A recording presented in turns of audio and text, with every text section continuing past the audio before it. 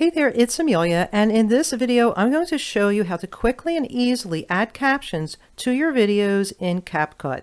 And before I begin, if you find this video helpful, remember to like this video and subscribe to my channel. So here I am on my desktop version of CapCut. Now you can also use CapCut on your mobile device and download the app that way. I'm using a desktop version, and I did start out using the free version of CapCut, and I started exploring the different features available in the Pro version and decided that for my needs I needed to upgrade to Pro to get the kind of caption animations that I needed, which I'll show you in a moment. So if you're going to start out from scratch, you can click Create Project and then import your video, and then you can apply the captions from there and follow my instructions, which I'll show you coming up. Now, another thing you could do is once you have captions added, you could duplicate an existing completed video and then rename it, and then that will carry over the elements so that you could leverage them and reuse them in your other videos. That's what I've been doing, and it has been saving me a ton of time. So I'm going to go ahead and show you how to duplicate a video, and then once inside CapCut, you'll see exactly what I mean with creating a new project or duplicating and editing one that you already have. So under Projects, I'm just going to right click on one of my videos and select Duplicate. And then it will automatically add the word copy, and I'm going to rename that by right clicking and selecting rename. And this next one is going to be number 4 in my series. And I'm going to get rid of the word copy at the end. And then by clicking or just pressing enter on that video, it's going to automatically open in CapCut. So this is a copy of my video. But I'll also explain how you would go about this if you have no video, and if it's your first time importing a video in CapCut. In this example, I'm using a vertical video, and I recorded the video on my iPhone. And the way I got it into CapCut, you have a couple choices. If you're using the mobile version of CapCut, then it's easy enough to pull it off of your mobile device. In my case, I like to have a little bit more space and use a desktop version, and you can move around a little bit easier on the timeline and explore different options on the desktop version. If you are using a desktop version, the easiest way I found is to just upload your video on your iPhone, go to your Google Drive, and then just upload your video from your iPhone using the Google Drive app on your mobile device, and then switch over to your desktop, go to your Google Drive, and then you'll have access to your video, which you can download it on your desktop so that you can import it into CapCut. That's exactly the process that I use, but I did it in a batch. So for example, if you have like a dozen videos on your iPhone or your mobile device, you could upload a bunch of them on your Google Drive, and then they'll be available if you need to grab them on your desktop to download. Okay, so the first thing I want to do is import a video. Again, if you're just starting out, this is what you would do. Import, and my next video is going to be number 4. I'm going to click open, and then as you can see, it adds that video to the media bin. Now I want to add this down at the bottom, but first I want to get rid of the video and the captions that are already there. You do have to be careful when you get rid of captions, because if there's another element that's in the same area on the timeline, it could get rid of that as well. So by using your mouse, you can press and drag and select multiple objects and then delete. You can also just click on a single object and delete. I'll go ahead and select most of the other captions. However, keep your eye on this yellow object below. You want to make sure that it does not delete that or select it. Okay, and then finally I want to delete the video. Now while I'm making these changes, there's no need to keep saving because it automatically saves. And you can see at the very top it says auto saved. So by clicking on the video clip, I'm going to go ahead and delete that as well.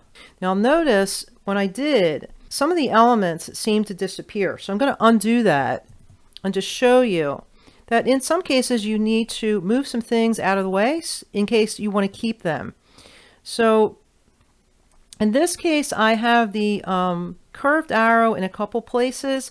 I'm just going to select this and move it out of the way. I'm going to move this over. It might snap back. These as well, I want to preserve. Okay, that should be enough to move everything else out of the way. I'm going to just delete the clip. Very good. Okay, so now I'm left with the end matter and a couple other elements, and I want to drag down video number 4. So I'm just going to take hold of that, and then I'm going to position it right at the beginning. Okay, perfect. And it added the video clip, and then I want to move these 2 audio clips back to the end. And by the way, I have a cheat sheet for you with all the steps that I'm mentioning today.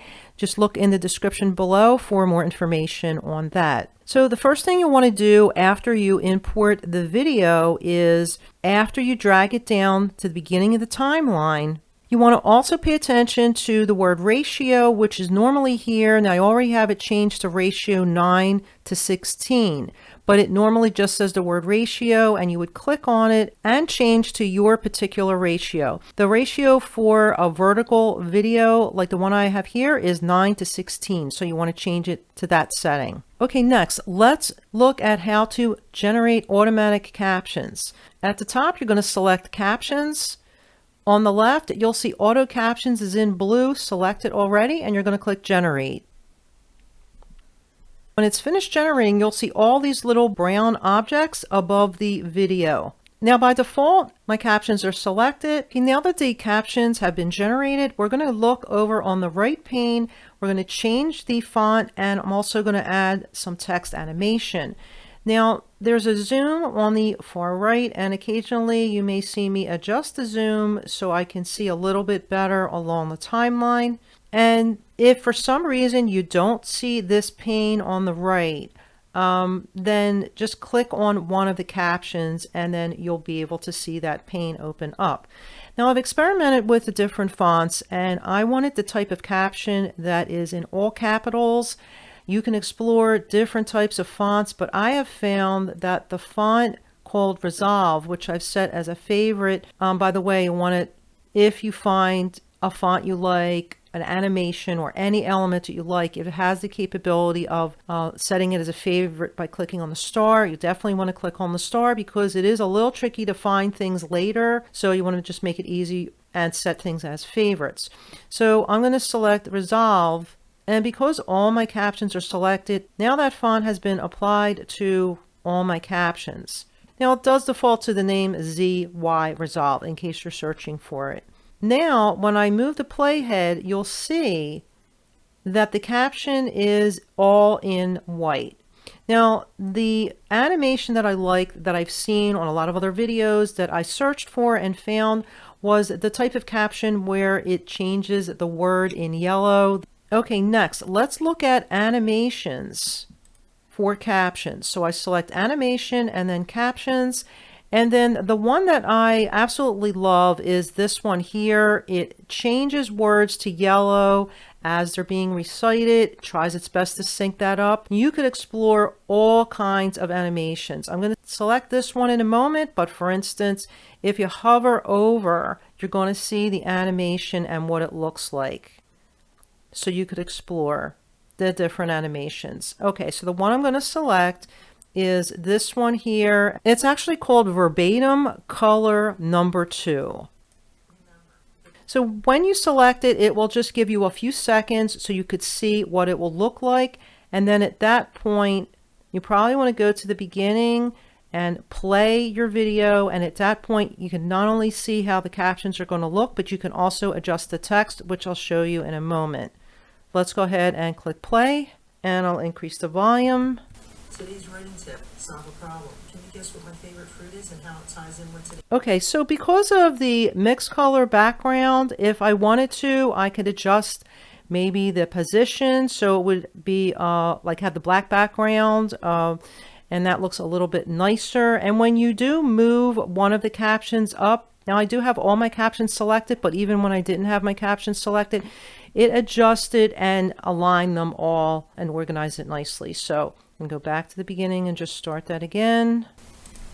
Today's writing tip: solve a problem. Can you guess what my favorite? This looks much better as I moved it up. And also you don't want to have the captions too low, because some social media platforms have some objects on the right side and along the bottom. So you want to make sure you allow some space for that. Let's see if there's any need for me to edit some of the text, and I'll show you how to do that. Some of the best books out there face specific issues and challenges. Think about a problem you faced and overcome. Your book can be the one that others are searching for.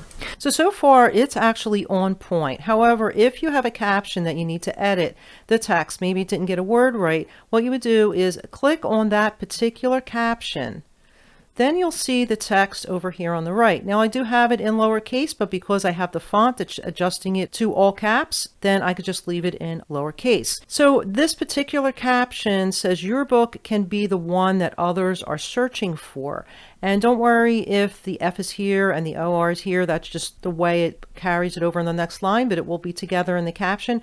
Let's just look and see how that particular group of text appears in the caption. So your book. So if I go back to here. You face and overcome. Your book can be the one that others are searching for. Okay, so if you did need to change any text, like think about a problem you face and overcome, we'll just put in here blah blah. Right? Let's see what happens now. Think about a problem you face and overcome. Okay, so now that I entered those sample words, you could see that they've been added to the caption. So now I'm just going to take them out. It's really simple to just edit your text as needed. And sometimes you may need to add or remove words from one caption to another, depending on how you want it to display on the screen. So then you would continue along and play and then adjust as necessary. The next thing I wanted to show you is how to remove any pauses. There's a little tiny gap of space here. Let's zoom in. Okay, so there's this little gap of space here. I'm just going to zoom in a little further. Okay, to zoom in, and let's just play it and make sure there's nothing happening here. If I started around here, perfect. So it's not going to cut off any words or anything. And as you can see, there's no audio if you see at the bottom here. So the way to remove it is you want to position the playhead at the beginning of where you want to trim it, select split, then place the playhead at the end of where you would like to cut, split it again, and then that will split the clip so that you can select it and then delete it. However, before you delete, if there's any elements in that area, then you want to move the element over. Like for instance, if it was halfway, then you want to move that over so that when you delete, it's only going to delete that particular part of the video clip. And I'll hit delete. And then it'll push it together, and that's how you would trim any pauses or any excess out of your video. Next, let's look at how to add an image. I have a static image added to the end of my video, so let me just adjust the zoom so you could see it. I'll move the playhead all the way over, and this is just a static image created in Canva that has a website on it and a logo and another image again that I added, created this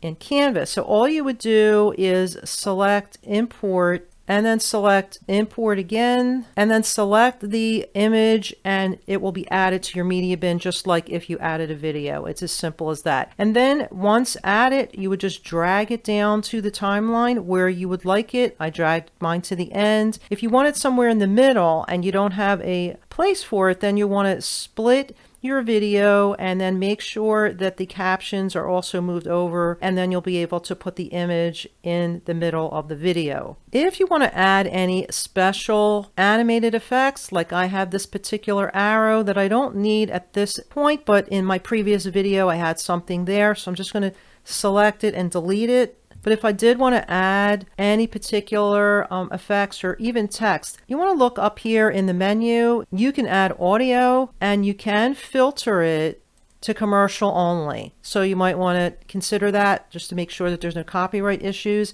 You can add text in here. You can add stickers, effects, transitions. Now I have this cube rotate, but there's many other transitions that you can select from. The captions we already saw. There's filters, adjustments, templates, and AI avatars if you want to explore that.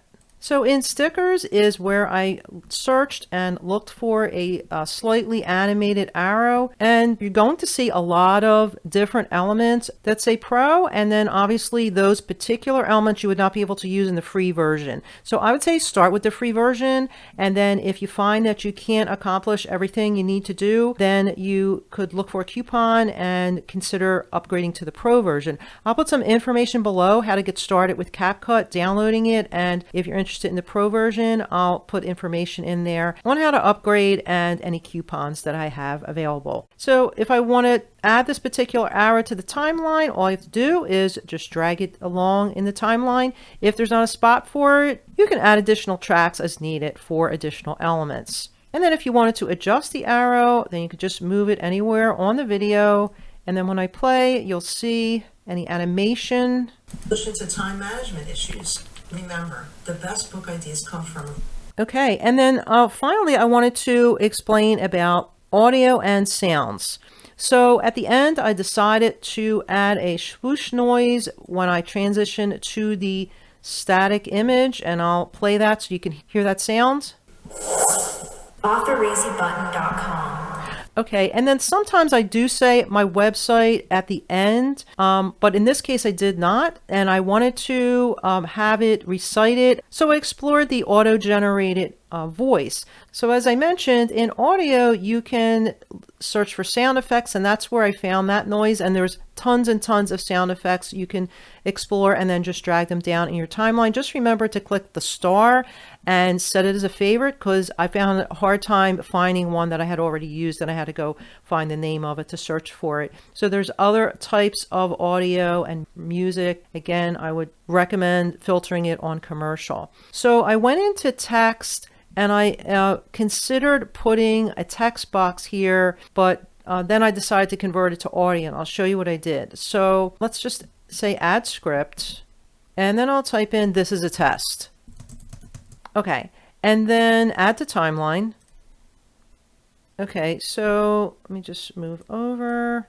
So here it is here, and let me just widen that for a second. And then with the text box selected, and by the way, I could place this if I wanted to, earlier in the video. I'm just going to move it over here. So if you do add any text and you want to convert that to speech, what you would do is here on the right panel, I have text selected after I added text over here and added the script. So from the right pane here, I want to click on these three right arrows until you see text to speech. Once you see text to speech, you can select a custom voice, and just by clicking on, if you're using the free version, something that doesn't say Pro, to hear an example. This is a test. This is a test.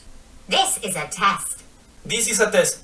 So you want to keep experimenting until you find the voice that you like. There's also custom voices. This is a test. And as you can see, there's plenty of voices. There's a lot that say Pro. So you'll want to experiment. This is a test. This is a test. Oh, that does sound like does sound like Santa. This is a test. This is a test. Okay, so I'm going to stick with area, and I'm going to select generate speech. And let's go ahead. I think I might have two. So let's move this over and let's give a listen. This is a test. This is a test. I'm going to keep the second one. So just going to move that over. Oops, accidentally. If you do something by accident, just hit Control Z and undo it. I'm going to just move this up and just delete this one. Okay, so once selected, there's even more options that you could apply to an audio clip. Volume, fade in, fade out, enhance, and so forth. Now some of these options do require the Pro version. There's also voice changer and speed. Let's just check out voice changer, and you could explore those as well. This is a test. This is a test. The way I got mine to be echoey, like for instance, here's my audio here. AuthorEasyButton.com. It has like an echo. This is a test. That was actually called Church. That's a Pro feature. This is a test. But I do like that. So see, it is tempting to, take advantage of the Pro features. And then finally, when you make all your changes, you'll want to export your file. Just click on Export, and you're going to see this dialog box. So you could change the name of your file, decide where you want to export it to, and make any changes. I usually just change the name if needed, and then my destination location, it will remember from the last time, so I don't have to change that, and then just click export. You do have to at least sign in and create an account in order to export. So I've been exporting to my desktop, to my local drive. You can also set up for it to export to cloud storage. And then if you're using CapCut on your mobile device, this way you'll be able to see your projects on both devices. So once I export, it's very quick. Today's writing tip. And that's it. It only took a few seconds. I usually click cancel. You can open folder, you can share, or you can cancel and exit, return back to your video, make any edits, or if you want to return back to the main screen, just click menu, back to home page. So that's all it takes to create a project, import a video, add captions, and other special effects in CapCut. If you enjoyed this video, go ahead and smash the like button and remember to subscribe so you don't miss any new videos. I'll see you in the next video. Bye now.